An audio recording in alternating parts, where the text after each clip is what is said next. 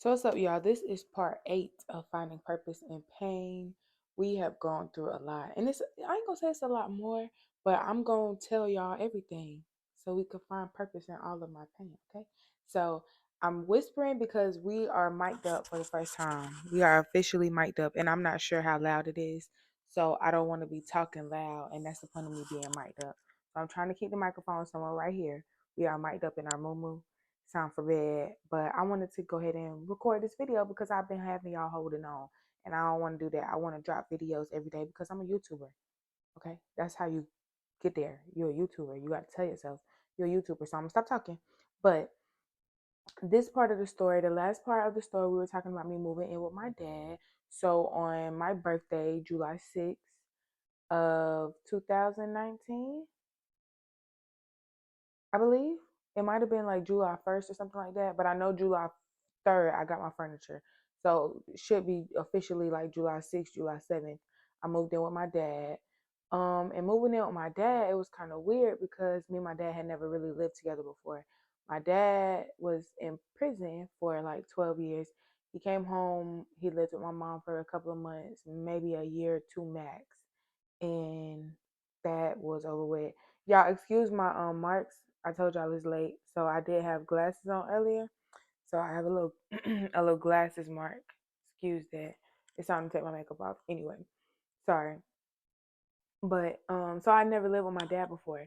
So it was weird. Like it wasn't weird like I didn't know him, but we never lived together before, so it was weird. So I moved in home with him. My dad had a 2-bedroom apartment, and I told you I was watching the babies at my mama Dawn's house. So once I moved, I was watching the babies at my dad's house.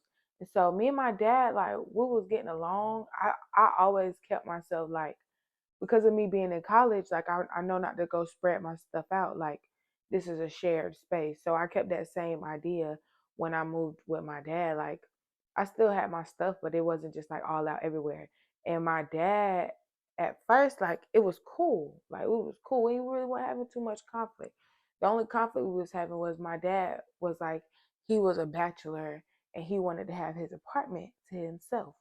So I'm like, all right, whatever. So my dad had a thing where before I moved in with him, the car that I had, the car that was my graduation gift, once I graduated, it was no longer a gift and it became a bill. So I had to pay my car note and my car insurance, or either he had me paying my car note or my car insurance, like either one. Either way, I had to pay him like $400 a month for my car, and then I had to pay him to live there. So I had to pay him $100 a week to live there, and the $400 for my car. My car note was $340. So he would take it and put it wherever he wanted to. But that's for another that's for another video. So living like the living was cool, and I would watch my babies in the living room. I would pack up all their stuff, put all their stuff up. And remember, I was telling you about my friend Chastity. Me and her were still cool, and she was getting ready to have her baby. So it was my homecoming time. I was going back and forth up the road up to Fort Valley because it was my homecoming time, and I was the only one out of my friend group who graduated early. Like, I graduated technically on time, but I could have stayed in school a little bit longer if I wanted to, but I was like, oh no, I'm gonna do my 4 and I'm gonna go. I should have stayed a little bit longer anyway. I graduated and all my homegirls were still at school. So I would go up and down the road to Fort Valley, blah, blah, blah. She was like, she was getting to the point that it was time for her to have a baby. So I'm like, okay, cool. The last time I went up the road was my Fort Valley homecoming. On my way home, she got rushed to the hospital. She was like, she just wasn't feeling right. Something wasn't feeling right. She wanted to go to the hospital. She goes to the hospital. I almost wrecked my dad's truck to get to the hospital to her because it's like, oh my gosh, she's gonna have the baby. Like, she's gonna have my baby. Like, I'm going to the hospital. So it ended up not. It wasn't time for her to have a baby. Baby was doing something on her back or something. So it wasn't time for her to have a baby. So around like Christmas time, I can't remember if she had the baby before Christmas or not, but around Christmas time, this was my first Christmas without my ex that I was just talking about in my past stories. And we had a whole family thing going. Like, we did the whole Christmas tree, go cut the Christmas tree, decorate, act like it was snow with the chimney. We did the whole thing. So this was my first Christmas not having that. And so I was really like distraught. And my dad didn't see that, like, yeah, I'm managing the bills because I got the kids, but like I'm really going through it. Like I'm really like I'm emotionally not stable. Like I'm not okay. So I realized that it was only up to me to make sure that I was okay in that time. So what I did was I did a photo shoot. I wrote a note to my ex and to somebody else that we will talk about later on in the story. I'm gonna have to just like throw him in there because it's a long story time and I don't have time to go back and patch him in. But um I was going through a lot at that time, and the best way I knew to do to get through it was to write a letter and burn it. So I wrote letters right after Christmas, and I burned them to the two people that hurt my feelings. I wrote letters and I burned them, and I did a photo shoot burning them. If you would like for me to insert those pictures, I definitely don't mind. I could do it. I'm gonna do a whole nother TikTok on that story time. But I did that at my dad's house right before Christmas, or like right after Christmas, somewhere in that time, and I posted the pictures. Um, New Year's, real cute. I'll go forward. We're going forward. Cool. So me and my homegirl, we're still cool here. I can't remember if she had that baby before Christmas or not. I honestly don't remember. But once she had the baby, um, I'm gonna have to go back. Okay, I'm gonna go back for a second. I'm gonna go back for a second. Before she had the baby, now remind you, I came home to help her with her son, right? So I did not have her son like enrolled in daycare like every week, but whenever she needed a break or whatever, she would bring him to the daycare. Now the only reason I'm going back is because all of this is going to come together. Okay, she would bring him to the daycare. When I would have the babies, I would be at my dad's house by myself with however many babies I had. And so because she was my only friend there for real, I would ask her to help me, and I know she was pregnant, but she would just be like, "Oh, girl, no, I can't do nothing with these kids. I do not do kids, just my kids." And I always respected that. Like, you pregnant, so you probably don't want to deal with other kids. So cool, you cannot help me at all. You can't help me. All right, bet, cool, no problem. So she has the baby, and after she has the baby, it's like we're still friends, but the conversation dies off. And she told me before she had a baby, like, it's probably going to be kind of hard for me adjusting the two kids. So if I don't communicate as much or if I don't talk as much, I don't want you to feel no type of way. It's just going to be different for me adjusting with two kids. And I'm like, no problem. I got you. I understand that. I know it's going to be different. Like, if you need anything, boom. So her whole pregnancy, anything she wanted, I got it. We were together all the time. There's many pictures, videos, whatever she wanted to do, we did it. I did not care. Whatever she wanted to eat, she got it. Whenever she wanted to hang, I was there. Like, that was my girl. That was my this is my best friend at the time. Like, you can't tell me nothing. Like, I threw a whole like convention for her. Like, not really a convention, but I threw like a program for her for mothers who had lost their children, because I wanted her to know, like, I support you. And whatever you're going, like, I'm here. Like, whatever it is, I'm here. Like, whatever I can do to show you I support you, I'm here and I'm doing that. And so I did that. Like, I did. So once she had the baby, she had already let me know, like, the communication is probably going to be a little bit off because I'm going to be a stay-at-home mom with two kids and I already don't know how I'm going to do it. So I'm like, okay, no problem.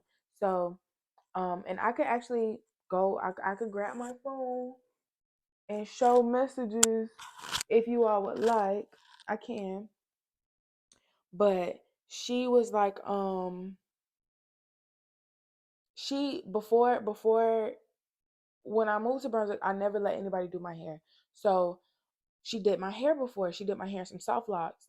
And so before I before I went to anybody else to get my hair done, I messaged her on Facebook and I was just like, "Hey girl, I know we haven't talked in a while. I hope everything's going I hope everything's all right with you and the babies. I was just wondering, before I book anybody else, would you have time to do my hair for some, like, would you have time to do some soft locks in my hair? Because I didn't want to go to anybody else and you do an amazing job." And she was just like, "Girl, I really wouldn't have time. I'm sorry for." I think she had replied a little bit later. She was like, "I apologize for replying late.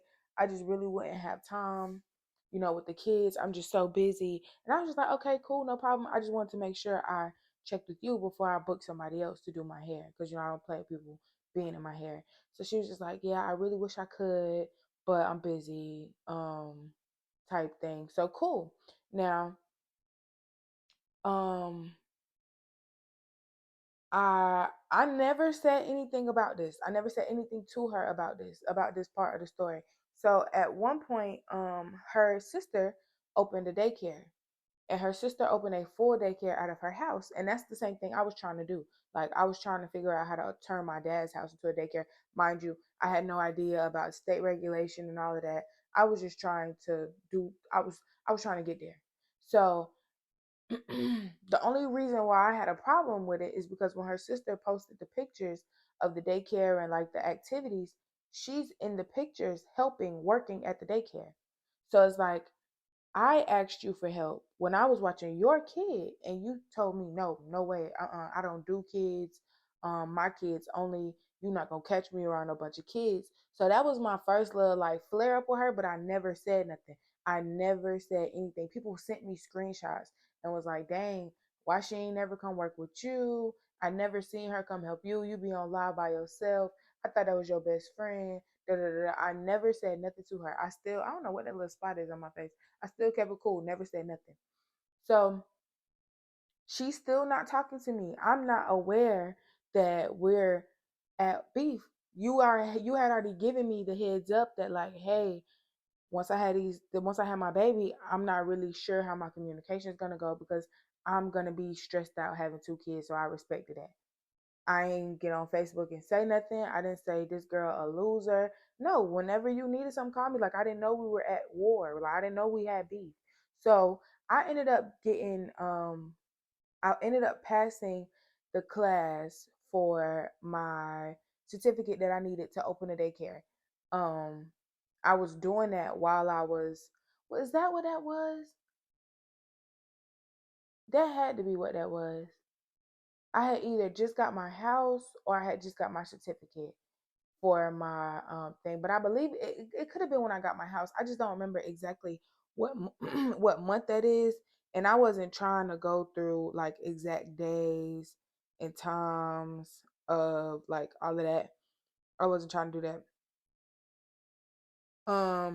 Okay, so this was April. So this is right when I was getting the stuff for my house. Something around my house.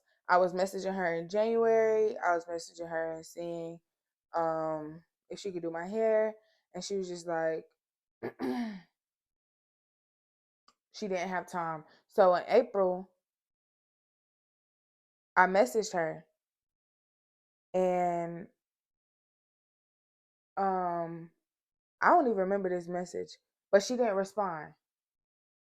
She did not respond when I messaged her in April, full paragraph.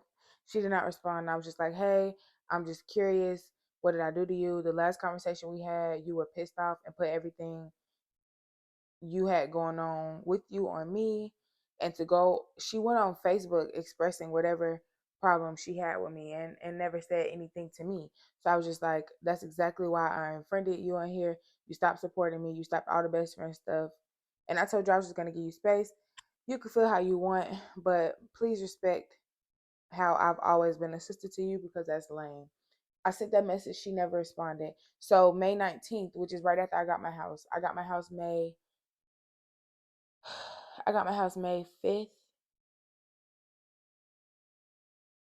15th. I got my house May 15th, and I made the post 4 days later that I had, finally did it. I finally got a bigger building and more space for me and my babies.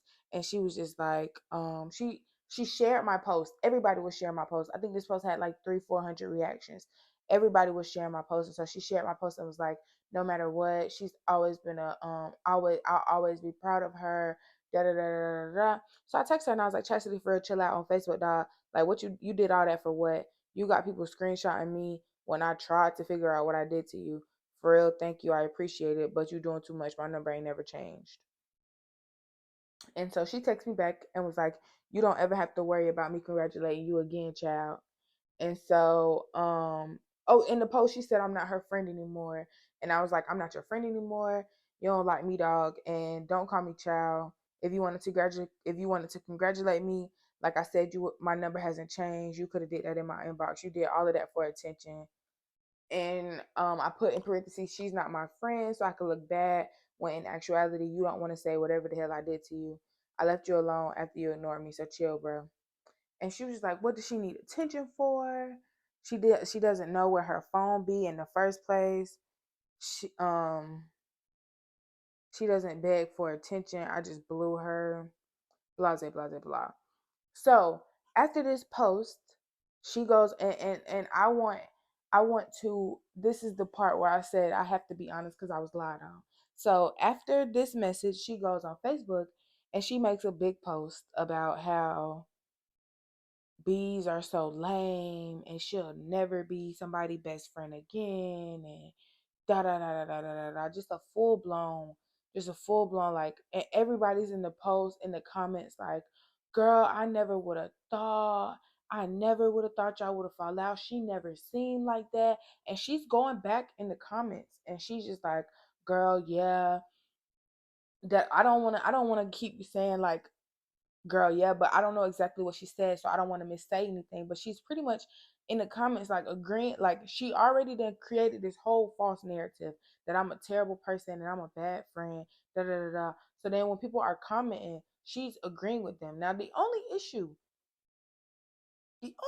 I had is one of the girls that she's in the comments agreeing with, she told me that she's not my friend, right? Told me she's not my friend. She told me to stop being friends with her. For y'all two to be friends in the comments talking about how I'm a bad person. The girl was like, I bet you I could guess who this is. And she was just like, LOL, you already know. But you just told me that she's a snake and she's not really my, like, you went in and told me about myself for still being her friend. But y'all in the comments kiki about lies. So that was the end of that friendship. That happened, as you see, in May. I did not know what was going on that whole time. I didn't bash her. I didn't say nothing. I didn't do no shady posts. Um, it wasn't her birthday in between none of that time, so I didn't miss her birthday. I didn't miss her kid's birthday. Like anything that I can think of that I was supposed to be there for, I didn't miss nothing. But you ignored me after I messaged you and asked you like, did I do something to you? Like, what's going on? Da, da, da, da. Trying to still be a friend. You ignored me. So that's that's where I left that at, right? So before we get to me moving out, because I didn't mean to get there, my dad started having a problem with me and my babies, and he would be like, you know how some people say stuff as a joke and it's supposed to be a joke and you're not supposed to take it beyond a joke. It's supposed to be funny and ka ka ka ka ka. When it's not funny and I express to you it's not funny, it's just not funny anymore. So you're not saying it as a joke. You're meaning what you say. So my dad will always make a joke like, "Yeah, you and the babies need to go ahead and get on up out of here." And so like on Friday, he would like pack up all of my stuff, like all the daycare stuff, and like put it to the side, like I need to go. Like get that together type thing. Like, and I would do that anyway, but he would put emphasis on it, like, you need to be going ahead and get these kids up out of here. And I do understand nobody expects their 2 bedroom apartment to turn into a partial daycare, but it's like you're requesting for me to pay my car note and pay a bill and take care of myself because I don't have the funding that everybody, I don't have any daycare funding. I keep reiterating that there was no state funding for any time that I watched any of those children. I did not have a food stamp. People, now I ain't gonna lie, that green card did have that peach on it at some times, but it wasn't my card, okay? Sorry. But I never had any outside funding. There was never any grants. I didn't get a PPP loan. So I'm taking care of people's kids. People are not paying me now, and that's the part that's crazy. I want to start this off like this part of the story with me having a daycare. I want it to be known that since 2019, when I opened my daycare, people have been running off with child care payments. Okay. So in my first year of daycare, I already had people running off with daycare payments. And my dad was the main person that wouldn't let me respond. Like I was ready. I'm so sorry. I hope the sound isn't way off. But I was ready to go off on folks. Like I was ready. There was a time I was ready to go to somebody's project and go get my money, and my dad was just like, "It's not worth it. Don't worry about it." Da da da. But I still had to pay him. But in that moment, he was just like, "Don't worry about it. You can't do that." Da da da. But yeah, there's been people running off on daycare since 2019 up until 2023. There was literally people just not paying for daycare, and I'm still having to watch other kids. They send their kid the whole week and not pay for daycare on Friday.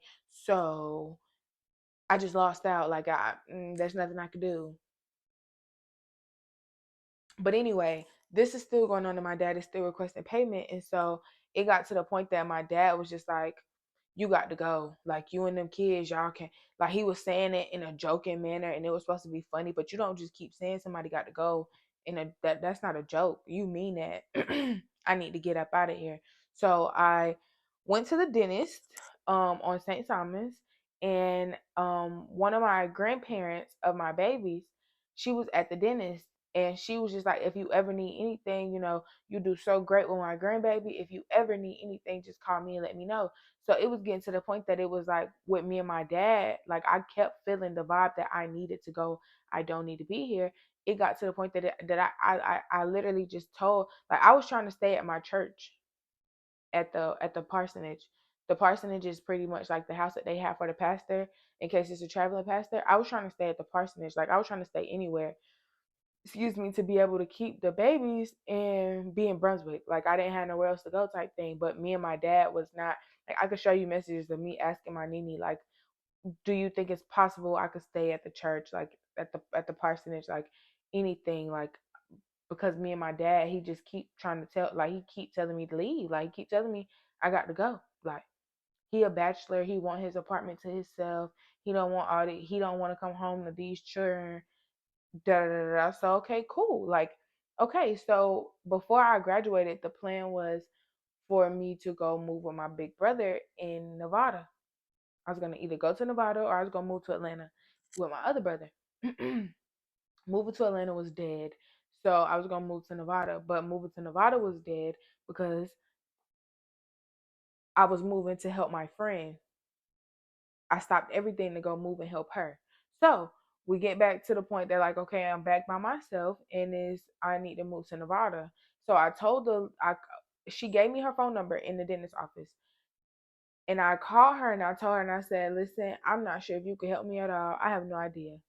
But I'm not gonna be able to watch her anymore, your grandbaby anymore, if I don't find somewhere to go. Because I can't stay with my dad anymore, and I need somewhere to go. Like, I need somewhere I can watch these kids, and I can't do it. Like, if I don't leave by the 15th, I'm going to be moving to Nevada. Like, if I don't find somewhere to go by the 15th, I'm moving to Nevada.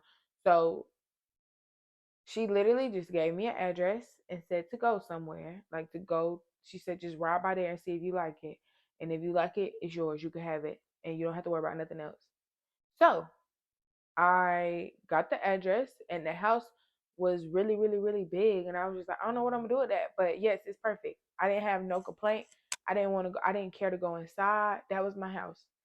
She told me the requirements that was needed for me to get the house.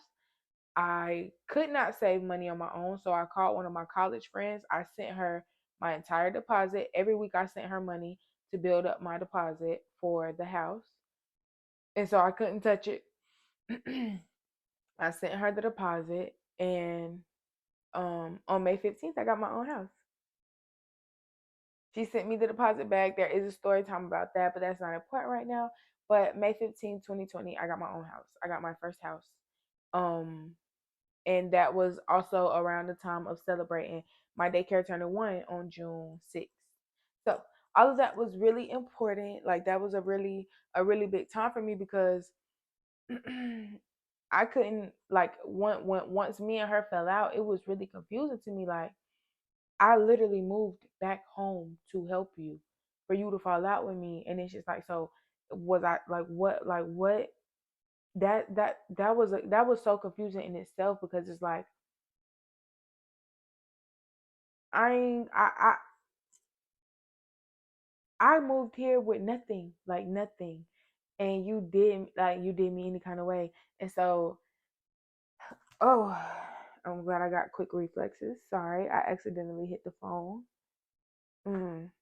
So for a couple of years, we just never talked. Like, I never had nothing to say to her, and I wasn't friends with her on Facebook, so I never knew anything like anything else she had going on. I just learned how to be neutral. Like, I learned how to just be like, all right, whatever, cool.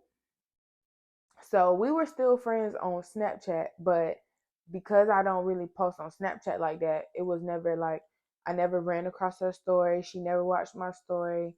None of that. So one day, I'm doing this because I got a yawn. And I'm trying not to. So one day, I get a message on Snapchat, and it's her, and she sent me a pretty, I'm not gonna read it because she told me like personal stuff, but she sent me a pretty long message on Snapchat, and it was just like how sorry she was for lying, like um how much she was going through, and she's had to go to doctors and get on medication and things like that for her mental health because of the amount of like of stuff that she was actually going through. So I'm just glad that in that moment I didn't like lash out or respond. I never responded to her. None of the stuff she said on Facebook, I never responded. I never was just like feeding into it. I was just like, that's her on her own. And so now, and I don't say this braggingly, but now it's to the point that like she asks to be around me. Like she comments on videos and she's like, I miss linking with you, but you know how something just hurt you so bad that you can't even be around it no more. Like you know how something it's like you're speechless. Like how no, because like for me to have such pure intentions and be such a great like try to be such a great friend in the beginning, and for it to just be like turned and twisted, that was like my first show of how people can just whenever you put too much in a person, like I didn't care about nothing else. I didn't care about my own goals. I didn't care about what I had going on, what I wanted to do, nothing. All I cared about was making sure she was straight. And I wasn't caring about myself. I wasn't caring about what God wanted me to do. Like I know I was being of God because I was being a good person and I was being there for a person, like for a friend. I was being a good friend. So I don't feel like I was doing nothing wrong, but I didn't have my goals in the front of my mind. I didn't have what God wanted me to do in the front of my mind. And I was just being there for any and everybody, like being everybody for anybody. And with my dad, like that showed me that people are human. So like your favorite person, you know how you expect people to see you and see what you like, see what you're going through.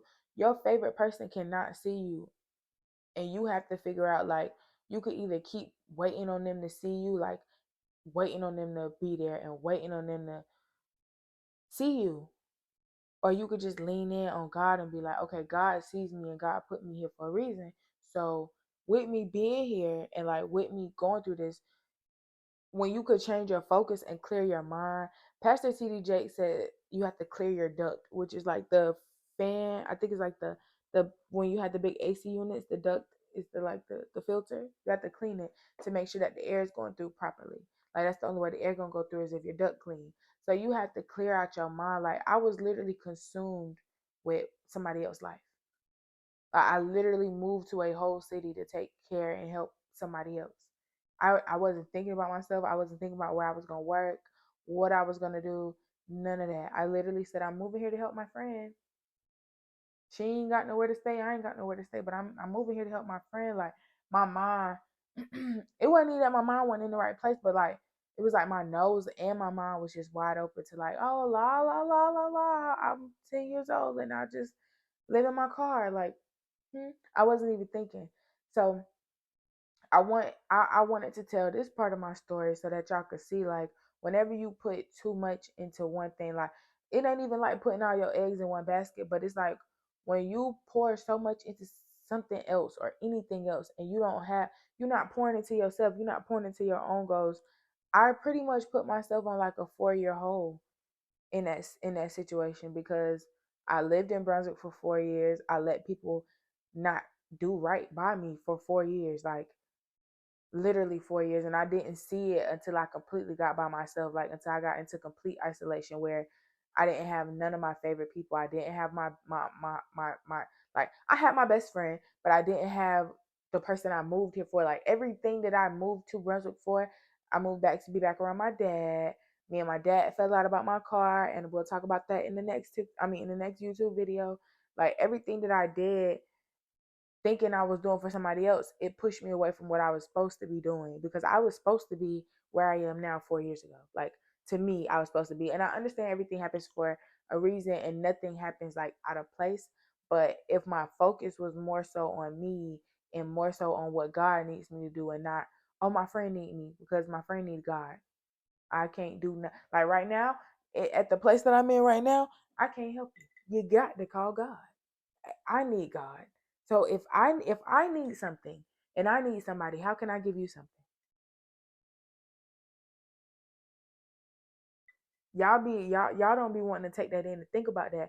But in real life, no matter how much money a person have, at the end of the day, they need God.